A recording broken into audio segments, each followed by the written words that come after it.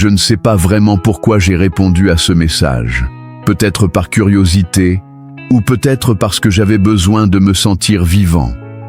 Ce soir-là, tout a commencé par une simple notification.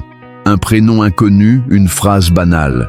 Je t'ai vu sur l'application, et il y a quelque chose dans ton regard. J'aurais pu ignorer, mais je ne l'ai pas fait. Et parfois, une seule réponse suffit à ouvrir une porte qu'on croyait verrouillée. Au début, c'était léger, des phrases sans conséquence, des échanges anodins. Mais très vite, quelque chose s'est glissé entre les mots. Une tension invisible, une curiosité mutuelle, cette sensation étrange de se comprendre sans se connaître. Elle disait être mariée, pas malheureuse, mais fatiguée. De la routine, du silence, de l'habitude. Et dans sa voix, je sentais le mélange dangereux du manque et du feu. J'aurais dû arrêter. Mais au lieu de fuir, j'ai voulu comprendre. Comprendre comment une femme peut être comblée en apparence et pourtant chercher un écho ailleurs.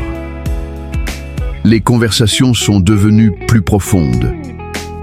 Elle me parlait de sa solitude, de son besoin d'exister autrement. Et moi, je l'écoutais. Pas comme un homme qui veut séduire, mais comme un miroir qui observe sans juger. Et c'est là que j'ai compris quelque chose. Le désir ne naît pas du corps, il naît du manque. Quand une femme sent qu'un homme la voit vraiment, qu'il remarque ce que son mari ignore, qu'il lit dans ses silences, alors une porte s'ouvre, une porte qu'aucun mot n'avait réussi à forcer. Elle a commencé à m'écrire plus souvent, le matin, le soir, au travail. Ces messages devenaient plus intimes, plus personnels, pas vulgaires, mais chargés de tout ce qu'elle ne disait pas. Elle m'écrivait « Tu sais, j'ai l'impression que tu comprends ce que je ne dis pas. » Et c'est là que j'ai senti le danger. Pas celui d'une tentation charnelle, mais celui d'un lien émotionnel. Parce que quand une femme se confie à toi plus qu'à son mari, quand elle rit avec toi d'une manière qu'elle ne rit plus à la maison, elle ne te trahit pas encore. Mais elle commence déjà à t'appartenir, en pensée. Un soir, elle m'a dit « J'aimerais qu'on se voie, juste pour parler, rien de plus. » Je savais que c'était faux. Elle le savait aussi. Ce soir-là, j'ai hésité. Mon esprit me disait d'arrêter, mais mon ego voulait voir jusqu'où elle irait. Je suis venu. Pas pour la posséder, mais pour me confronter à ce que je ressentais. Et quand je l'ai vue, je n'ai rien dit. Parce que tout était déjà dit. Ses yeux parlaient. Son silence tremblait. Et entre nous, il y avait ce mélange étrange de culpabilité et d'attirance, de peur et de vérité. On n'a pas franchi la ligne, mais on s'est tenu tout près, assez pour sentir le vertige, sans tomber dedans. Et c'est dans ce moment suspendu que j'ai compris quelque chose d'essentiel. Le désir n'a pas besoin d'actes pour être réel. Il existe dans le non-dit, dans les gestes retenus, dans les regards qu'on n'ose pas prolonger. Ce soir-là, j'ai vu à quel point le feu intérieur peut être plus fort que tout ce que le corps peut offrir. Sur le chemin du retour, je me suis senti à la fois fort et vide.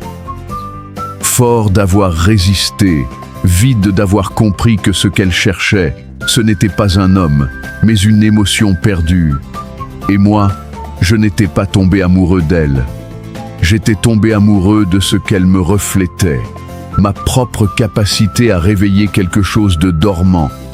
Mais au fond, ce n'était pas à elle que je devais penser, c'était à moi.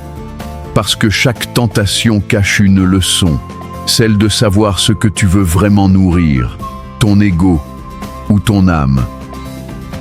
Le lendemain, j'ai supprimé la conversation, pas par peur, mais par respect, pour elle, pour moi, pour ce qu'on avait frôlé.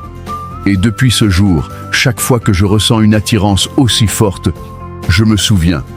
Le vrai pouvoir d'un homme n'est pas de céder à l'intensité du moment, mais de la traverser sans s'y brûler.